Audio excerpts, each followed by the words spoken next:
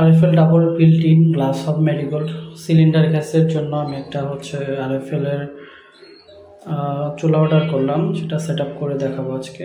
শুরুতে যেহেতু সিলিন্ডার, এটা আমার সিলিন্ডার পাইপলাইনটাকে সেট আপ করে নিতে হবে। আর এটার সাথে একটা ব্যাটারি আছে যেটা হচ্ছে অটোমেটিক স্পার্ক করে চুলাটা জ্বালানোর জন্য। শুরুতে ব্যাটারিটা আমি সেট করে নিলাম। এখন সিলিন্ডার গ্যাসের সাথে এটা সংযোগ স্থাপন করে এখন হচ্ছে আমি চুলাটা সেট আপ করবো। অ্যাক্সেসরিজগুলো দেওয়া আছে এখানে ভাগ ভাগে। শুরুতেই এই গোল্ডেন কালারের এই বার্নারটা লাগাবো আমরা, তার উপরের পার্ট এটা, আর সাথে হচ্ছে একটা কভার আছে। কভারটা দেওয়ার পরে এই ক্যাপটা লাগাতে হবে।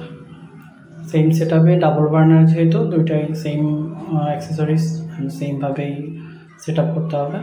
অ্যান্ড কেয়ারফুলি থাকতে হবে জিনিসগুলো যেন হচ্ছে বেশি স্ক্র্যাচ না খায়, সেক্ষেত্রে সমস্যা হবে। আর যে প্লাস্টিকগুলো দেখছেন এটা উঠাই ফেললেই ভালো, কারণ গ্যাসটা যখন চালু হবে তাপে এগুলো গলে গন্ধ বেরোয়।